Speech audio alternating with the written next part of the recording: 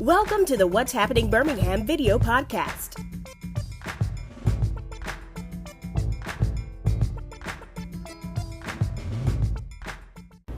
Hello everyone, this is Jarvis Escott with What's Happening Birmingham. Today I'm back again with another candidate that's running for City Council. This individual is running for City Council District 3. And before I start the interview, I'm going to be a little bit biased. This is the best location I have shot interviews so far this campaign season. And if you all don't know where I'm at the Sidewalk Film Center here inside the Pizitz building. This nice venue. Matter of fact, I think they're doing something next month, right?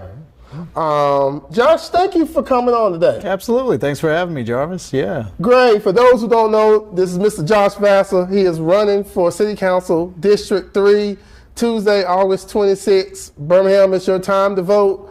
The first question I just want to ask you, Josh, before we get into the intro is, why are you running? Yeah, good question. So, Jarvis, I've been in Birmingham for a long time now.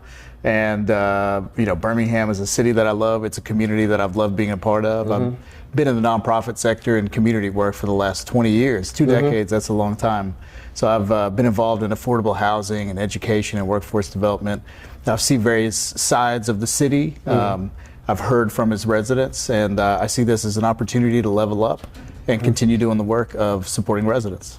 Well, you're filling the big shoes of a councilor that's been there for years, Councilor Abbott, Valerie Abbott. Just speak on her for a moment. Yeah, sure. Councilor Abbott, she's been a city councilor for a long time. Do you know how many years? 23 years. Oh, wow. 23 years, actually close to 24. So early 2000s is when she started. We think about the issues that were, relevant to the Birmingham community back then. A lot of them, unfortunately, are still relevant today. But Councilor Abbott, has shown a lot of dedication. I kind of jokingly say 1 year of public service is tough. If you can imagine, 23 years is a long time. But, you ask residents in District 3 what they think of Councilor Abbott, and what they often say is she's shown up. She's dedicated. She's gone to neighborhood association meetings week after week. And in that 24-year time frame, she's only missed 3 city council meetings. Oh, so wow. we talk about and think about dedication and the work that's involved in public service. She's definitely shown up. Oh, yeah. So what's your, before we get into the platform, just a little bit more bio about yourself if the viewers don't know. Real quick. Yeah, absolutely. So a little bit about me. My family came to the U.S. from India in 1978. And I was born in 1980. You can see the gray hairs that I got right here. It shows it. We got something in common. We both born in 1980. Oh, is that right? Yeah, okay, there we go. It's a good year, right? Yeah, good people. And we've been in Birmingham for a long time now. So my parents growing up were very involved in the community. My dad, president of the Indian Cultural Association in Birmingham. My mom, a nurse by trade, and also very involved in sort of Bible studies and different fellowships. And so my sister and I grew up in a household where there was community and there was service. We went to Jimmy Hale Mission, we went to First Light. We did service work. We volunteered with schools. So I saw very early on the importance of being a part of community. On top of that, my parents were immigrants, and so they had to create community wherever they were. So we grew up with this notion of blooming where you're planted and getting involved, right? Getting in deep. And so that's something that we've done. What that looks like the last 20 years is working at organizations such as Jones Valley Teaching Farm, McWane Science Center, Alabama Public Television, and several others. I did work at Sidewalk Film Center for a period of time as well.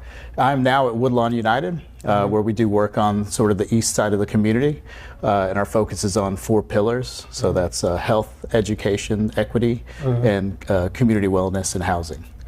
So we focus on those areas. So that's a little bit about me and kind of my background. I started going to neighborhood association meetings to see what was going on in the neighborhood level in Glen Iris. That's where my wife and my daughter and I reside. We started getting involved maybe the last 3 or 4 years, and through some conversations realized that Councilor Abbott was going to retire, and so set up a meeting with her and said, hey, it looks like your term is sunsetting. What would it look like to tell me a little bit about how it works. And so we had some conversations and put some thought into it. Public service is not something I take lightly. To me, it's a responsibility. It is true service. It's servant leadership. And so, my wife and I thought about it for several months and said, if the reality is that I care about community and I care about service, this would be a great opportunity to do it. So that's why I'm doing it. Okay, well, let's talk about your platform. What are some let's just say 4 things you would like to get, because it's a 4-year commitment. At least. Yeah.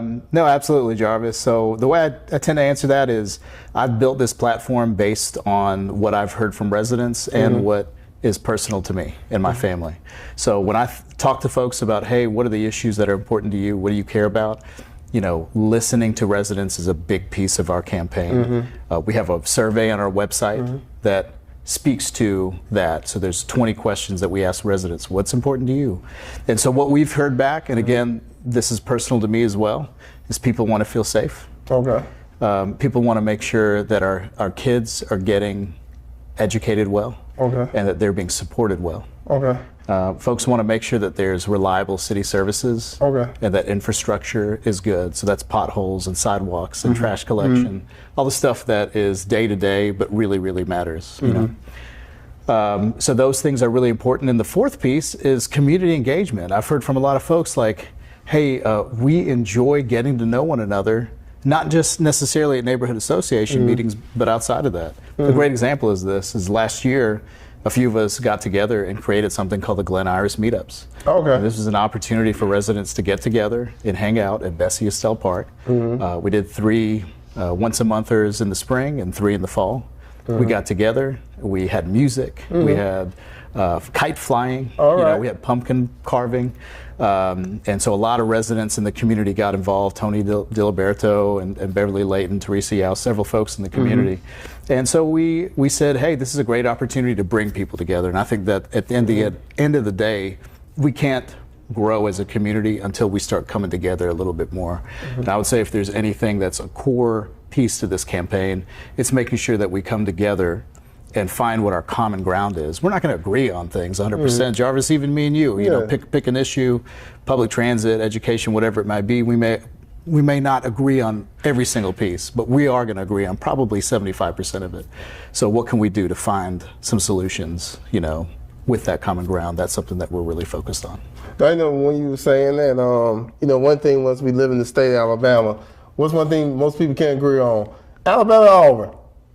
Iron Bowl. Yo, that's a big question, man. I didn't know you were going to be bringing the heavy hitters out. Yeah. Look, I went to Birmingham Southern. Yeah, okay. So, rest in peace. Yeah. So the Panthers were something I supported. I'll say this. I support both teams. Okay. But since I married someone who went to Auburn University, when they play each other, when it comes to the Iron Bowl, I might have orange and blue on, okay? But I support both teams. See, we agree on one thing. Oh, yeah? Yeah, okay. Yeah. Been a rough last couple of years. I would say that. Very rough, especially 2023. That was a heartbreaker. That Iron Bowl. Oof. So one of the things I hear during campaign season, and this is this favorite word people throw out, advocate. I'm going to be an advocate. What does that mean for you? Great question. Thank you. So when people use the word advocate, to be a little nerd out a little bit. So advocate, the Latin basis is, vocare, which means to talk, to speak, and ad is towards and together. So how can we speak together and in terms of advocating for residents, the term I like to use is reverse engineer, right? I think what's really important is that we reverse engineer approach and implementation based on community feedback. Okay. So we have to figure out first, what does the community want? Okay. I believe strongly that community knows what they want and typically knows what's best for them. Okay. I think it's very easy to come in and say, hey, I know what's best for community X, Y, and Z because I got a degree in A, B, and C. And while that is important and it's important to have the research and have the academic and have the benchmarks and know what the best practices are around the country for mid-sized cities like Birmingham, I think we also have to go to community and say, hey, what's worked and what hasn't? Because oftentimes, someone might have a suggestion, and And I'll say humbly that I've been caught in this before, where I may say, hey, I have a great idea for this community, for this team, for this network. But maybe I didn't ask them first, hey, what's best? What's worked in the past and what hasn't? And there are a lot of lessons to be gained about what has not worked in the past, because we've tried a lot of things in Birmingham. And often in trying things in those different iterations, we have to look at what's worked and what hasn't. And sometimes what hasn't worked, maybe it just wasn't the right timing. Maybe the right players weren't at the table. Maybe we now have some funding that we can move towards that end. So I get excited about looking at what we can do to change that. A great example I think of like low-hanging fruit is, our third graders. Third grade reading levels, because the Literacy Act entail that we have to make sure that our students are reading at grade level, at third grade. And we bumped because of tutoring and because of peer-to-peer and schools getting involved and teachers get involved, administrators. We were able to move from an average of about 35% grade level reading in third grade a few years ago to where we are now, which is closer to 70. So my question, and I think it begs the question of what limits us from reaching 100%. Okay. For me, sitting down talking to you, if anybody had to ask me about you, I would probably say, this guy sounds like a problem solver. So I'm going to give you a two-part question. What do you think the future problems, or let's just say one problem, facing the next city council and next problem or challenge facing your district in the next 4 years? That's a great question. I think there's a lot of questions around what and how neighborhoods are able to choose what happens in their neighborhood. Okay. And so I think there's that there's a lot of issues surrounding what type of businesses can come in to neighborhoods and how we can as a neighborhood sort of in some sense defend ourselves, and in another sense work alongside businesses to develop certain areas. So I think when we go back to the word that you said earlier, advocate, often the role of a city councilor is to do just that, is to listen and legislate, to listen, to hear what's important to the community, to try to figure out, based on that information, the best way to attack the issue, or who to work with, or who to collaborate with, and to build out from there. So when it comes to some of these things, I think that's going to be important. I think also advocating in terms of like reliable city services. We've seen some movement in a good way in terms of, we've seen some street paving this year that's been really good, and that's kind of meeting residents where they are, like seeing action happening. We had a big trash can rollout and recycling rollout the last year or two, and I think we could all reasonably say that there were some pluses in terms of how that was rolled out, and some lessons learned. Okay. But overall, I know I drove through the neighborhood on the way over here, and I saw trash cans out and things being done. So I know that we're moving towards some things in the right direction. But reliable city services, I think, is an area that we can work on, figuring out how we can kind of protect neighborhoods and make sure the neighborhoods feel secure with some of the decisions that are being made. Yeah, I think this next council, if anybody think I'm wrong about this, I think they're probably going to inherit probably one of the biggest budgets, maybe surplus from the COVID years, and I know they got a little extra money, a couple of years ago, which they already had to spend that money out, but they have a bigger budget now.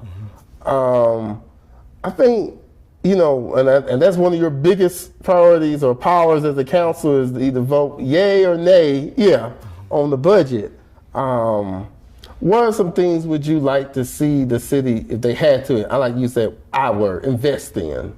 Yeah, great question. I think the word that, the thing that's on a lot of people's minds is public safety. I mean, it's true, and I'm glad numbers are down. Numbers are moving in the right direction. That is a good thing. So that $16 million that City Council approved last fall has obviously been put to good use. There's recruitment and retainment, and so that's a step in the right direction. I think if you ask people in general, and folks in District 3 in particular, it kind of goes back to what I said earlier. Like, folks want to feel safe, so we're working on that public safety piece. I think that's good, and I think also the wraparound with public safety has been helpful. reliable city services. Potholes might be tough, or sidewalks is a big issue in District 3.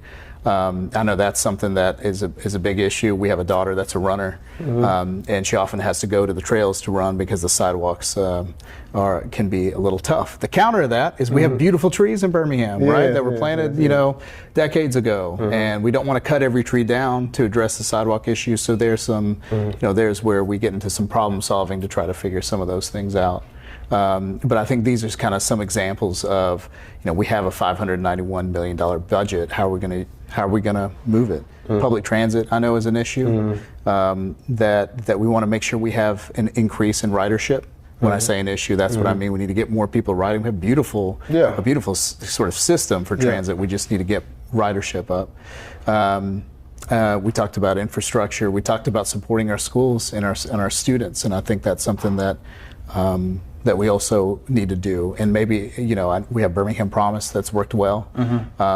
We have some things going that are working well. We have some financial literacy that's going in the classrooms. So I want to see more things that support students, in their education, but also how are they getting to school? Are they being fed? Are they being cared for? Do we have proper after-school programs? These are some things that we can do to kind of support our students as well. I think too, if you are elected, I think a problem is just keeping citizens informed and engaged. A lot of times you can, everybody knows that they broadcast the meetings of the council online, but there's still people or even some of the things that they pass is circulating the news media, but if you had to go outside today and ask the person walking down, what's going on, whether who's your city councilor, they'll probably pause for a moment. So I think that's a continuing problem if you get elected to figure out how to solve and work on it. Civic engagement's huge, and I'll say, I'm one of those people that when I was in my 20s, I cared a lot about what was happening on the federal level, and I didn't realize until I've gotten older how important getting involved in the local level is. The reality is you can move things more on the local level and the hyper-local level than you can when it comes to federal stuff, outside of calling, calling politicians, etc. And so I would say that, and what I would encourage everybody, myself, my family, those, start with yourself and kind of build out for there. But everybody in the neighborhood to start getting more involved. And part of what we want to do is make sure that residents are informed and figure out, hey, what are the areas that you don't know about? Do you know where to go to when your trash and recycling, is skipped that week? Do you know where to go to for information on that? Do you know where to go to when when there's a neighborhood association meeting coming up and you got to figure out those dates? These are some things in terms of information that we want to put in place, and we have some good ideas as well in terms of how we're going to go about it. One of the ideas that has sprung up in our campaign team is having an advisory board that's resident based. So residents in D3. What can you do to provide us some information? What are the questions you have? What are the stumbling blocks you come up with? And how can we address that? One of my favorite quotes, and I don't know exactly where it came from, is that government works best when you can forget about it. In other words, things are reliable, things are going well. I don't even have to think about it. I know when things are going to happen and who to go to when the issue's there. And the reality is we have an old city. And, it was founded 150 years ago. And so streets weren't necessarily made to last that long. So there's a lot on the infrastructure front that we have, not just sidewalks, stormwater. There's a lot of things that we have to deal with, very serious issues that residents deal with on a day-to-day. And so going back to that question about the budget, I think that's where we can, address some of these issues for our residents, is starting from the ground up, reverse engineer, get that community feedback, and then find some low-hanging fruits that we can, send those resources towards. All right, now I'm now going to ask you two hard questions. Well, I think he's passed so far, everybody. Tuesday, August 26th, there's two of you all in the race. Why should voters vote for you, and why you're the best candidate? Just tell the voters real quick. Well, thanks a lot. Yeah, Tuesday, August 26th is coming up, folks. I think we're at about 33 days from now, as of today. And look, I would say this, to do a job well requires some level of experience. And I think what I bring to the table, and I'm not going to speak so much to my opponent, but what I bring to the table is 20 years of working on solving problems. That's working with community, understanding their needs, and determining the best way to solve that problem. And that involves 20 years of lessons learned, right? Some things have worked and some things haven't. I'm not going to sit here and say I have all the answers, because I don't. I'm not going to sit here and say that, you know, I've solved everything appropriately, because that's not necessarily the case either. But what I have done is been open to learning, open to listening, and knowing who to go to, figuring out how to go to solve problems. So I would say what I bring to the table is that 20 years of experience and honestly a heart for service. You know, when I went to Birmingham Southern, there was a professor there, President, Dr. Birdie, who's well known in the community for doing a ton of work. And you know, one of Dr. Birdie's favorite kind of phrases was, "We need to live a life of servant leadership." I love that term, servant leadership, right? That's leading with service in mind, right?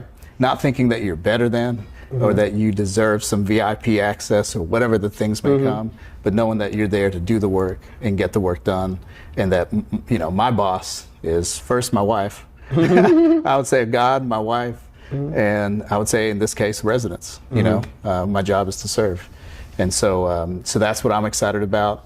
Tuesday, August 26th. Hopefully, I can be the next city councilor for District 3. So if they want more information about your campaign, where do they go? Yeah, luckily we were able to get my name as a URL, so joshvasa.com. Okay, cool. JOSHVASA.com. Tons of information there. We're also on Facebook and Instagram, and Blue Sky as well. So, so we're on all the places. We also have on our website contact information, so you can reach out and we respond pretty quickly as well. You got some of the nicest T-shirts too. I'm telling everybody too. Oh, thanks, man. They're pretty good. Yeah. Our design team did a great job, and you know, our campaign team I think is one of the best in town, if not the best. So, very lucky, for sure. All right. Well, Josh, thank you, sir. Thanks, man. I want to first commend you for like everybody I interview. I want to thank you for stepping out, because a lot of times there's, you know, in the city that has like 190,000 people. There's probably a percentage of that complain every day about, oh, I want my city to be better. And you was one of the two people in District 3 that stepped up. So I commend you for that, step out. So thanks a lot, man. I wish you good luck, success on the campaign. Thank you all for watching. Please check out what'shappenedbirmingham.com for more interviews. Don't forget to subscribe to my YouTube channel. Check me out on TikTok at What's Happening Birmingham. It's a new one because my other one I don't know what happened. They took it away from me. And the audio version of this on Apple Podcasts. Thank you all again. And vote Tuesday, August 26th, everybody. Bye-bye. Thank you, Jarvis. Thank you for watching the What's Happening Birmingham video podcast. Please check out our website or subscribe to our YouTube channel for the latest videos today.